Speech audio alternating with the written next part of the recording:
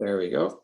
And I'll get my little magnifier here so you can see a little better and get a little closer to the action. So 2 patterns from me today. The first one is Denny Records pattern. It's just called a still water nymph. Generic instructions. It looks pretty basic. The materials, the tail is, now his pattern was for a burnt orange, which I know have burnt orange. So I've modified it by using a sort of a blonde and a brown, and I'm going to mix them to give a marabou tail.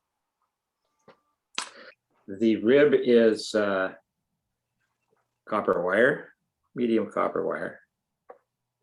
The body hackle is just a brown saddle. The back that goes over top, now he said it was wood duck, but I don't got wood duck. But what I do have is mallard flank. So we're going to use that for the mallard flank. And the body is peacock curl. So it's not quite Denny's pattern, but it's close enough.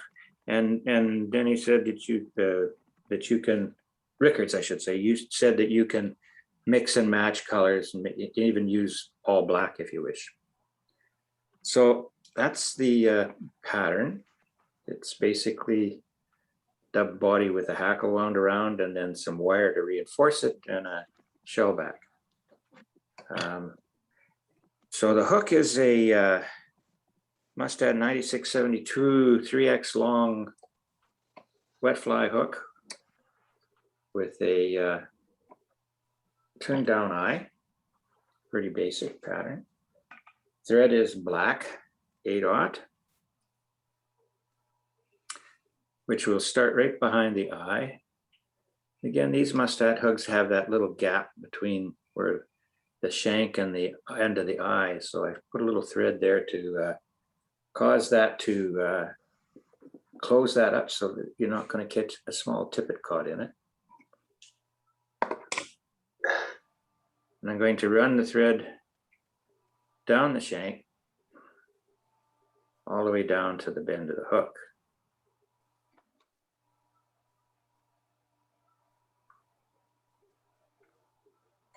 So there we are at the bend.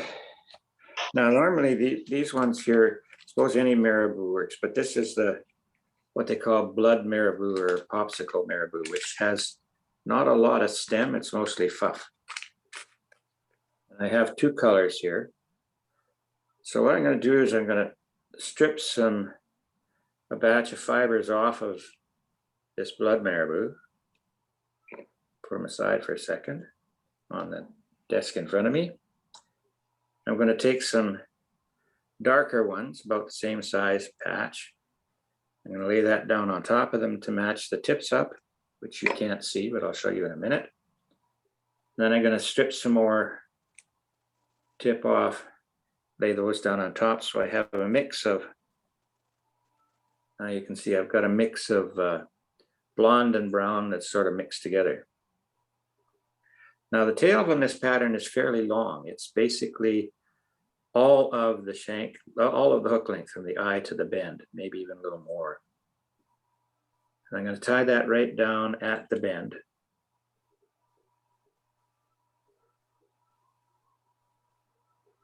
Then I'm going to hold that and lightly wrap over it, remainders, up the hook shank until I'm just a little bit behind the eye.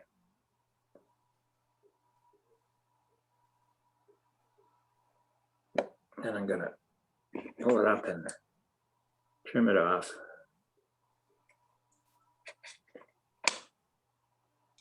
Wrap it down so that it's good and snug.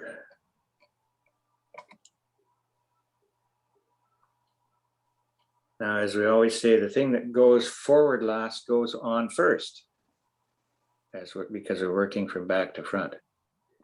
So there's the mallard flank. And what I'm going to do is strip it down so that all I got is the end. Pre-done that. There's a piece. I'm just going to use my thumbnail to take some of the natural curve out of that. There we go. And I'm going to lay it with the curve facing up on top of the hook and tie in just in front of where the stem is to get it to sit right on top. And then wrap back just to get it in position so that the curve is up and I haven't crushed the shape of the feather too much. I come forward with my thread. And the last thing to go forward is the hackle. And I don't want a huge long barbs on the hackle, but I want them to be at least gap of maybe a hair over gap length. So I'm going to expose the tip of the hackle a bit, bring my thread back. And right in front of where that is, I'm going to, actually, I want the wire there first, sorry. The wire's got to go over top of the hackle, so I need to get the wire in first. And the purpose of the wire is to keep the hackle from being ripped apart by the tooth of a fish. We've got a piece of wire. I'm going to wrap that on the hook shank all the way back, and I'm going to try and leave it on the far side of the hook, just below the midline, so that it kind of hangs out the bottom on the far side of the hook.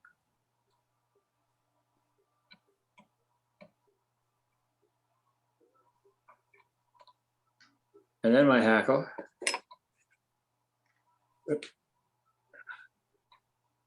Just so you can see, I'll just stroke it back so you can see roughly what the length of the hackle is.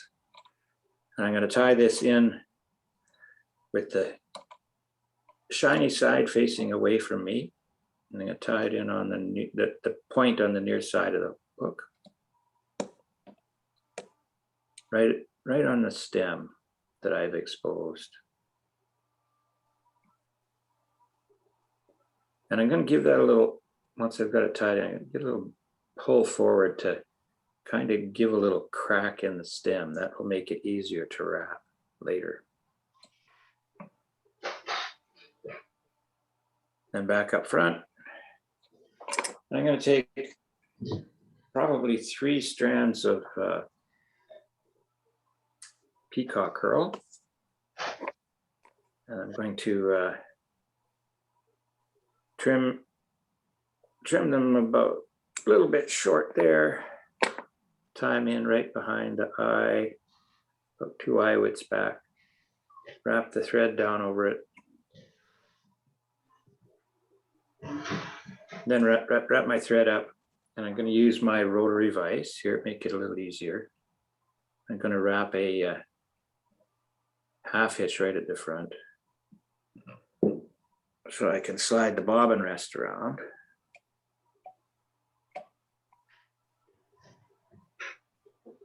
Then I'm going to take my peacock curl and make a first couple of wraps right in front of where that hackle is. I'm going to give them a little twist as I wind this peacock curl forward up the body. Give it a little twist. And I'm not worried about them breaking under a fish because I'm going to reinforce them and the hackle with that wire. And make a nice smooth peacock curl body. And I'm going to get up here to where again, about an eye width or so behind the eye.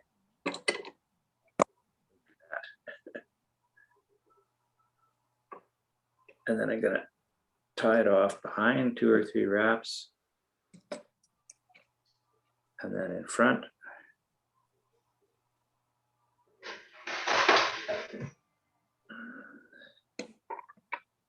and then trim him off.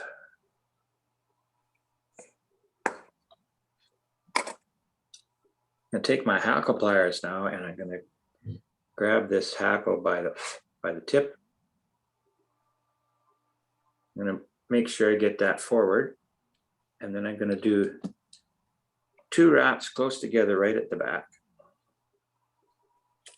And then I'm going to do a bit of an open spiral. I only want 5 or 6 wraps up the body of this fly. There's 3, 4, 5, and I'll do 1 more wrap right at the front. And I'm going to wrap behind that a couple of times. And then I'm going to wrap in front. Here with my scissors and just gently nip that out of there. So there's the hackle. Now I'm going to counter wrap the wire. I'm going to come opposite direction. And again, I'm going to wiggle it as I run through this hackle so I don't trap too many hackle fibers down. And I'm going to get maybe the same 4 or 5 wraps of copper wire up the body of the hook. Not much, just enough to sort of bind that hackle down.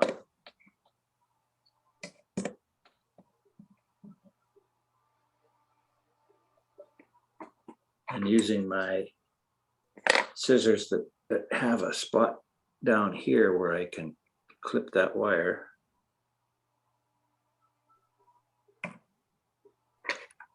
It's not going to damage the blade. That wire is being ornery. Right. Drop it down.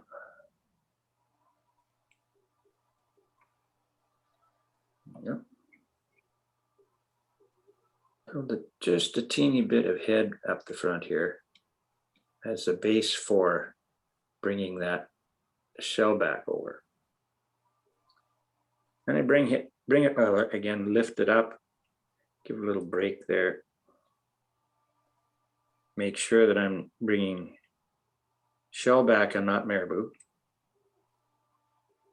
forward over the top. And hold it down right smack on top of all of that hackle and everything. And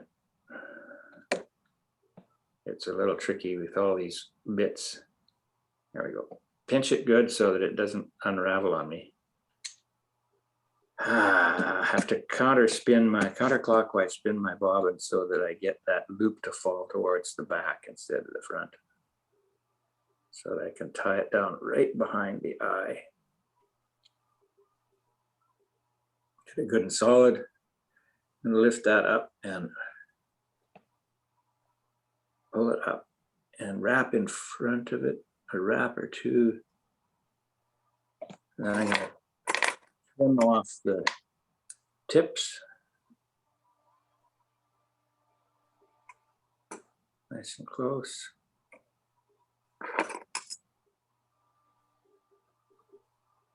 And wrap a bit of a head right behind the eye of the hook. So I'm going to make the head about an eye width and a nice big black head here. And then we'll whip finish.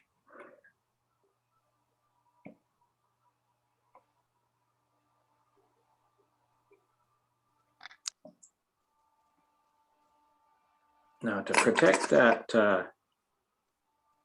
mallard flank that's come forward, I'm going to get my scissor here and I'm going to trim off any of the hackle fibers that stick up above the shell back.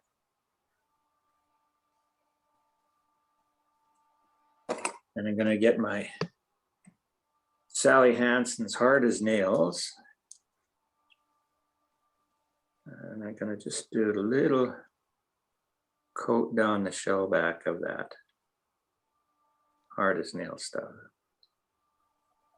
And that'll keep that from coming apart if a fish happens to get a tooth in there. Clean the eye out with my bodkin. And that's it.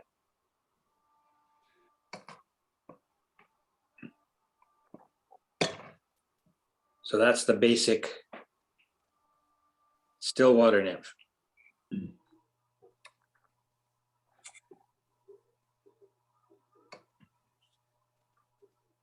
Is that mostly a shrimp? I don't know what it is. I think it's just generic pattern. Didn't say in the little article on it that exactly what it was supposed to represent. So the second pattern is actually kind of came out of the blue, the idea for it. I was over at the neighbor's place the other day across the street. We sat down to have a cider and chat for a little bit. And she has a pond in the back of her property. The previous owner had carp in them, like the fancy carp. But the herons managed to deal with that. So there's no carp in it anymore. And then she put some goldfish in, and then a mink got in and got the goldfish. So there are no fish in the pond now, but we were sitting there watching the pond, and I saw water boatmen in the pond. Lots of them. So I said to myself, well, those water boatmen didn't spontaneously generate, so they must have come from somewhere. So my guess is that there's some of these lakes around here have got water boatmen in it. So I dug around and I found a water boatman pattern that we're going to do. So what I've got here, because these water boatmen have, the ones that I saw anyway, have a little bit longer body than what I would normally see. I've got a 2x long wet fly hook.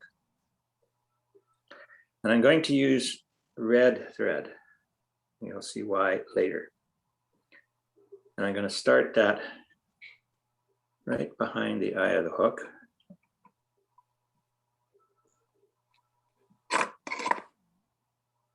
Oh, I probably should show you the finished product first, eh? Might be an idea. There's the finished product. Water boatmen hide in cherry trees? You'll see why. So what the materials are is red thread. The rib is a flash. It's called, what did I find it here? It's called crinkle mirror flash. And it's like a Flashabou, but it's narrow and it's got a lot of shine to it. So that's the rib. The shellback is pheasant tail. Now for this pheasant, one of the things that happens with pheasant tail when you use it for a shellback is it splits when you cut the section out. So what I do is I take the pheasant tail and I get this artist spray protectant, and I spray both sides of this thing, a couple of coats, and it holds the barbules together so that it doesn't split up so much when you're trying to make a shellback out of it. It's great to do that with turkey quill if you're doing turkey quill wings, and you can get that stuff at any art store. I'm going to use a little bit of weight, not a whole lot. This is 0.15. And I'm just going to wrap a little piece around the shank here before I start the thread back.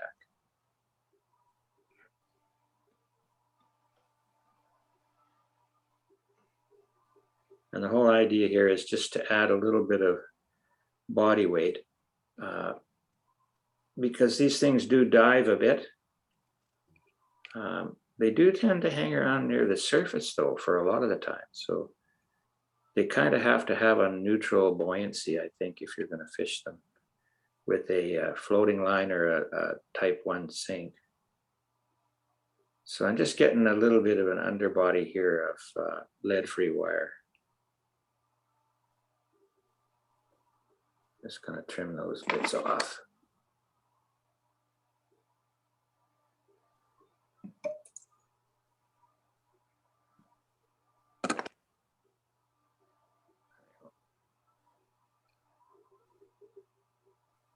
need to tighten my vise up a bit. I'm going to place that lead weight just in the center of the shank here, roughly. Maybe a little bit to the front. And I'm going to wrap down on it with thread to make sure it doesn't move around.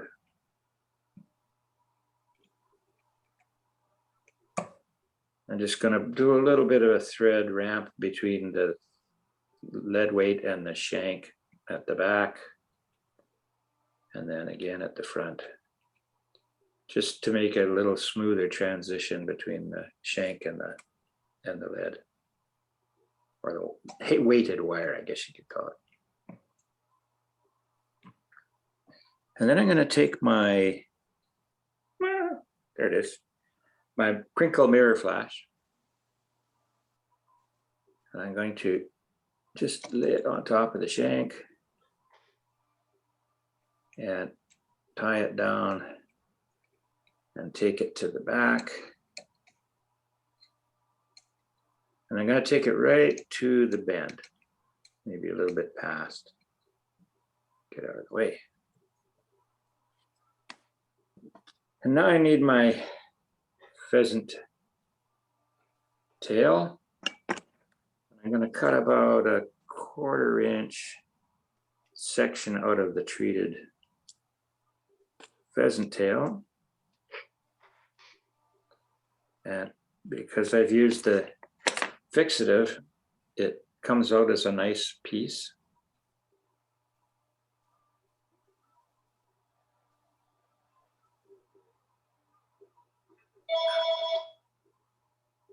I'm going to tie it in by the tips at the back here, and I'm going to make sure to leave enough to bring it all the way forward square.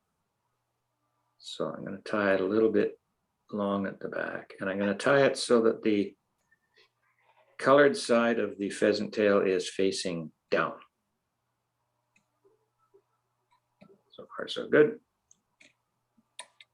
I'm going to wrap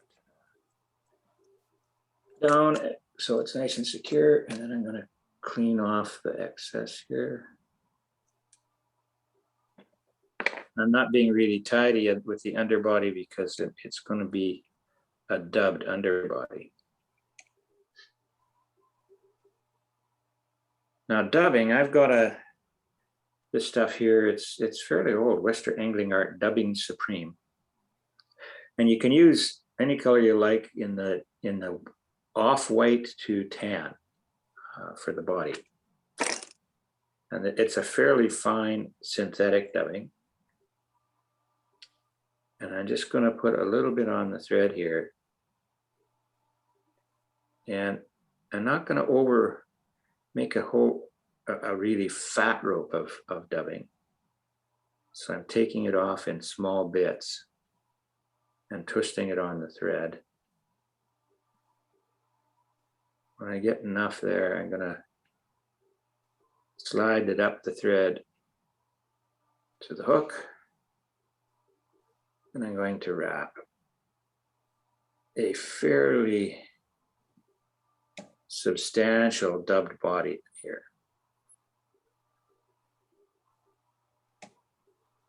And multiple wraps to make it thicker rather than adding great big whacks of dubbing. One of the problems with the great big whacks of dubbing is it doesn't let the thread color show through much. And I think this adds a little hint of red or contrasting color to the dubbing underneath the dubbing. Just a little hint, not a whole whack, but just a hint of the color.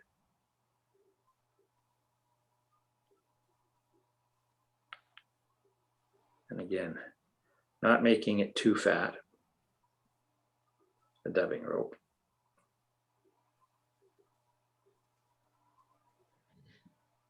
And I'm going to take that dubbing all the way forward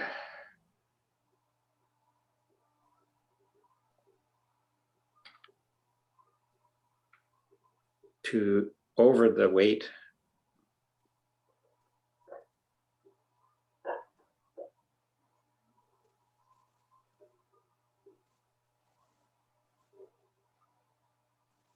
I'm going to stop a good 2 eye widths, 2 to 3 eye widths behind the eye of the hook. That's where I'm going to stop the dove body. There you go.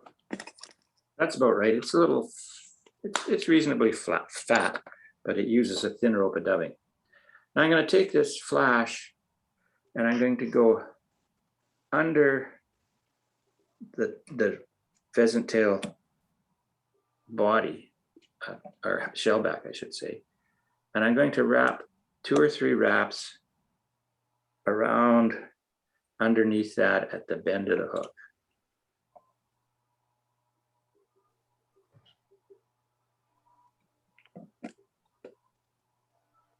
To give a little bit of a shine at that back end of the hook. Now these things, when they dive, they tend to take air down with them. So you want this little bit of glisten at the back. And then that's why I have this stuff wrapped up the body of the insect, because it simulates the bit of trapped air that they take with them when they dive. I like this crinkle stuff. It has a lot of sparkle to it. So it looks like tiny air bubbles, I think, when you do that. Now, the last thing we need to do is put on legs. I'm going to turn this thing upside down. Now, when I first looked at the video, the guy was quite clever, I thought. He used rubber legs, and I've got a package of rubber legs here somewhere. And what he had done is he had taken the rubber legs and he had put a dab of UV glue on the end, because these water boatmen, their legs that they use to move themselves have a little bit of a fuzz at the end. Well, I tried that, but it didn't stick. So I said, "The hell with that. We'll do it the easy way." So I just take a piece of rubber hackle and I lay it across the hook upside down. And I'm tying these rubber legs on the bottom, right in front of the dubbed body.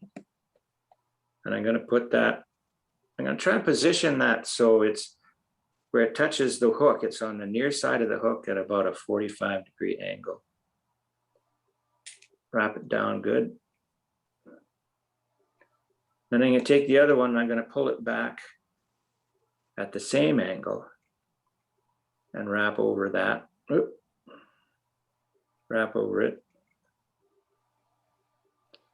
Come back in between the other one and the body and wrap over that again to try and place these so that they're on either side of the hook at about a 45-degree angle to the back.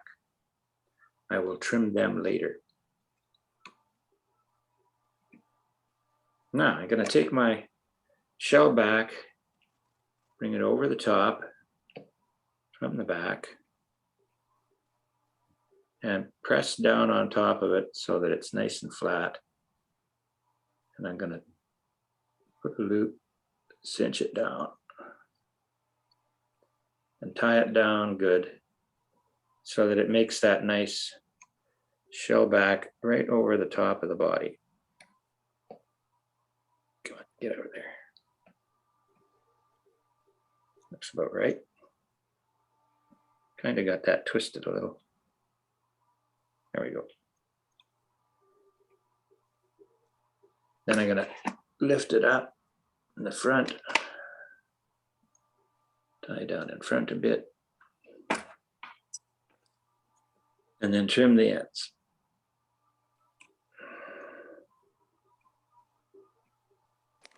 Now I got to make a red head here. These guys have sort of reddish eyes on either side of the head. And that's why the red thread. So I'm going to make a decent, and they have a decent sized head on them. So I'm going to make this a good sized red head. But it doesn't have a red head, it just has red eyes. So when I get to the point where I'm going to whip finish, I'm gonna bring my thread to the front and take my brown Pantone pen, and I'm gonna color that red thread brown.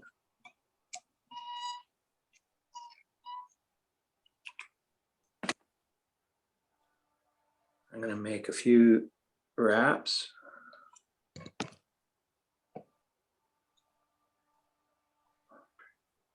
To cover up half of the head with brown. So now all you got is a little collar of red thread there that's going to be the eyes. And then I'm going to make, with still some brown there, I'm going to do a whip finish. And then a second one.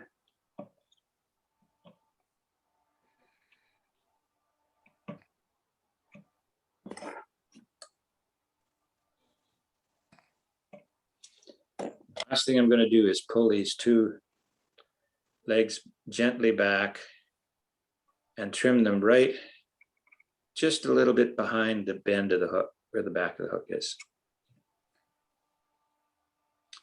And there you have it.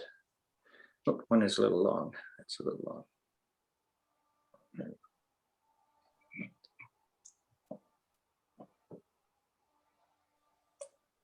So there you have it. There's your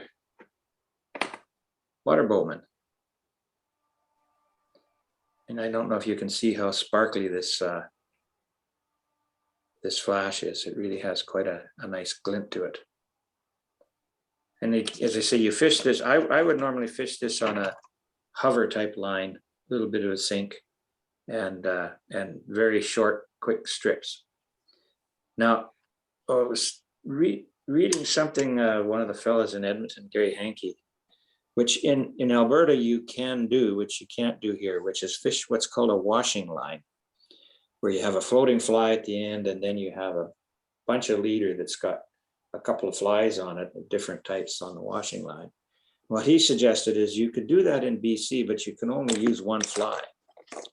So what he suggested you do is you get a little piece of foam that you tie at the end of your tippet to hold the back end of your long leader, and then put a slip knot or an overhand knot partway down your leader and hang this guy off with a short dropper off the leader, so that you have a floater here and your line up here, and then you have this bug hanging down in the middle.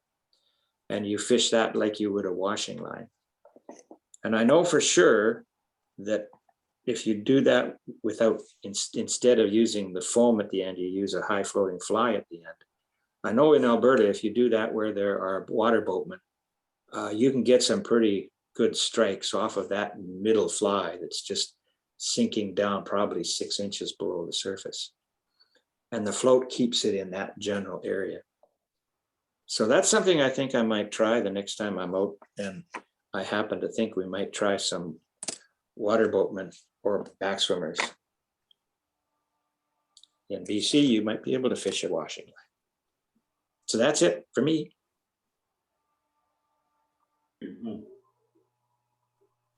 Nice fly, Dave. Yeah, I think it's interesting. Again, I found that guy online. I like the bit with the red eyes, because they do have red eyes. You can see, if you've seen the natural, they do have red eyes. And the ones I saw in the neighbor's pond were actually a little broader than this, a little fatter. Yeah, you can achieve that with either a cone head or a bead head. Yep. In which case, of course, you'd be fishing this on a floating line. Yeah. And you have to watch it when you cast. Yes. You just let the thing sink, and many times they'll just take it as it's sinking. The fly sinks. Yeah. Well, I remember going out with Doc one day. You know who Doc is, right?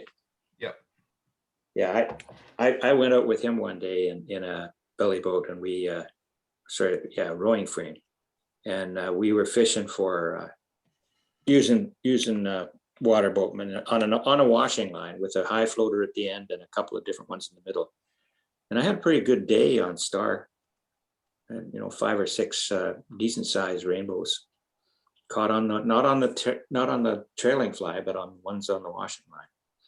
And just a very, very slow kick, not moving very fast at all. There you go. So Florin, you're on. Okay. I'm sorry, today I don't have a fly tying appropriate t-shirt. Gonna try to keep that lobster out of the picture as much as I can. Okay, so you've seen what I was going to tie is essentially more, the focus here is more on the style of wing, right? So it's basically you standard dry fly, and then when it comes to the wing, just do this. You can think of it as a inverted elk hair caddis, because you tie the wing the same way as you do on an elk hair caddis, except that you'd be pointing the tips of the hair forward rather than towards the bend of the hook. And then there's no hackle to fuss with. So in a way, this is it's a very simple thing. The hardest thing about this fly perhaps is finding materials that will be of the right size and texture and everything else for the fly. So I'm going to do now one that is a brown tan version of the fly. So you can vary the colors on this fly to match whatever you're trying to do. And of course, this is no hackle fly, so it's a little bit better suited to calmer waters, including lakes. So this would be one of the ways that you could do your Calibates flies for lakes. Okay, so starting with the tail, I have pre-selected. I always like to have things pre-selected in little bags. So this is the tip of a spade hackle from Whiting Coq de Leon. This is not the genuine Spanish article, which is 10 times more expensive. But it has a very nice, what I like about these feathers is that they have a very nice mottling on them. Okay. So for example, if you were to do, if you're the kind of person who likes to tie the Adams dry fly, rather than messing with mixing hackles of different colors, if you can get some of this speckled stuff, you can skip that step and you have a very nice mottled look from the get-go. Okay. The hook is a standard dry fly hook in size 14. I hope this is large enough to be visible on screen. And just, oh, I went a little too much here.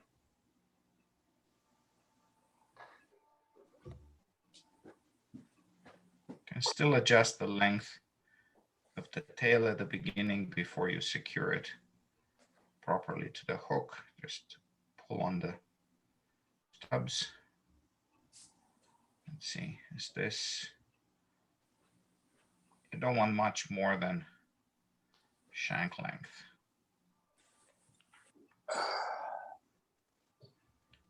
Okay. So I got a tail on.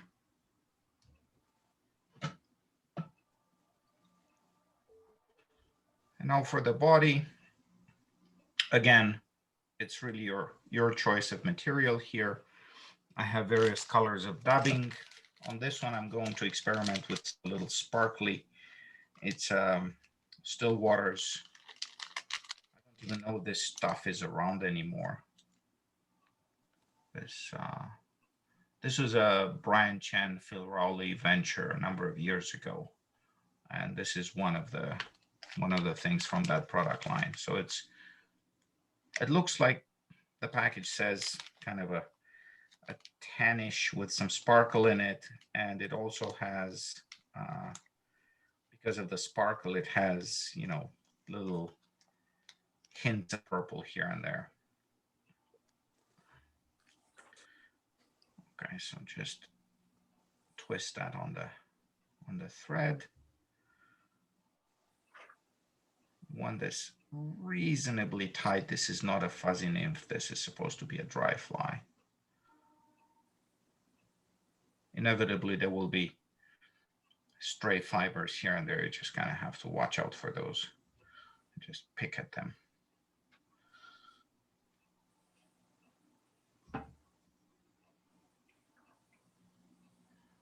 Okay, and just if you dubbed finely enough, you can build a tapered body by just going backwards if you feel that your body is too thin in a certain spot. Okay. Now for the hair, we're speaking about the problems with deer in the gardens. Well, here's a solution. I don't know how many flies you'd have to tie to really make a dent in the deer population, but this is really beautiful stuff. Okay. It does take a little bit of searching and dipping through various bins of materials to get stuff that looks the way you want it. But it's worth it, because if the hair is either too long or too short, then you're just tying with the tips, which is not good because there's not much there to help float your fly. If your hair is too short, well, your wing comes out too short, and then you can say, oh, well, I wasn't tying a dry fly really here. I was really tying an emerger, and see if anybody believes that. Okay, so a little clump of hair. This is pretty clean. Still give it a bit of a clean up. Just my fingertip usually does the trick. And then this could probably go on as it is. Here, see the broken tips. Fly looks nicer if you pull out those broken tips as much as you can. Okay, I'm going to stack the hair. Put it in the hair stacker, and oh, I can see bits of dubbing here. So this probably shouldn't be here. And there's stuff underneath here that probably I don't want either. If you want a neater, smoother body, you go to using biots or pure synthetic dubbing, something like superfine dubbing, which would then give you a very, very neat, no mess kind of look. Okay, normally I don't even see these things. Now on camera and magnified, I do. Probably the fish do as well. Okay, so stack. And now I'm going to grab the hairs with the other hand, as opposed to the usual way when I do hair wings, and just gently pull it out of the stacker. The next thing is going to be to measure this wing. Okay, so you want it about body length. Okay, so measure it, and then place it at a tie-in point and do a couple of soft wraps. And then when you tighten, the usual thing, you tighten on your side. The hair is going to flare, but the whole wing is going to stay put where you tied it in. Okay? And now, people are of different opinions as to what you should do. So you have a big bunch of hair butts here. They're the thicker, better floating part of your deer hair. Now, if you want to increase the flotation of the fly, you can leave a little bit more of this behind the wing. Remember, mayflies actually have 4 wings, 2 pairs of wings. And so my excuse for leaving a little bit more of this behind here is that these second wings, which are a lot smaller behind the main wings, are still there, and they're going to be nicely imitated by this. Now, if you do this, the one issue you have to watch out for is that you don't end up with a bare spot on the underside of the fly, okay? So you gotta go back to your dubbing right away and dub the thread. And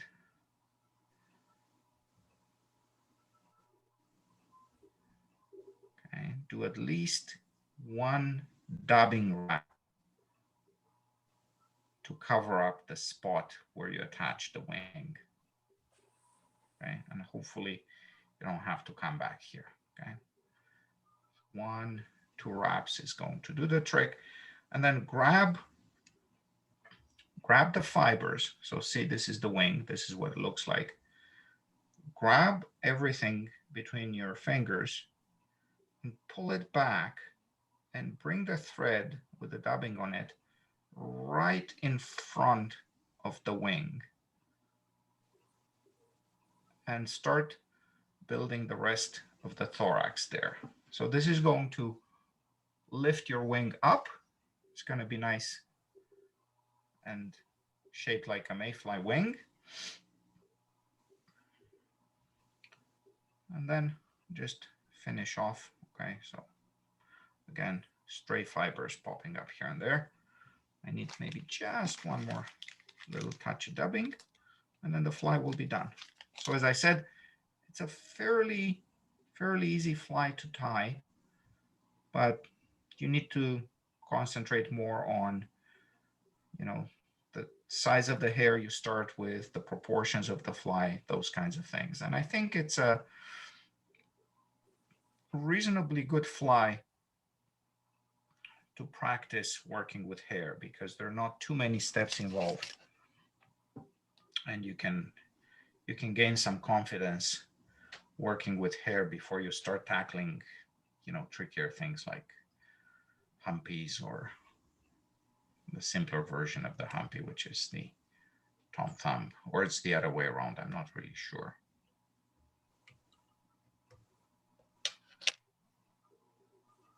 Hit finish and done. So that's a little dry fly of some color that looks, of course, different depending on the light you put it under. And you can, of course, you can see the temptation to complicate things at this point, right? You say, well, you could add hackle to this and it'll be a nice dry fly as well.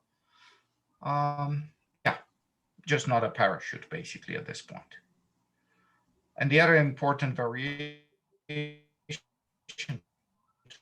to this, actually play the hackle for the tails, replace it with some Zealon in typically some kind of a brown or tan color, or gray.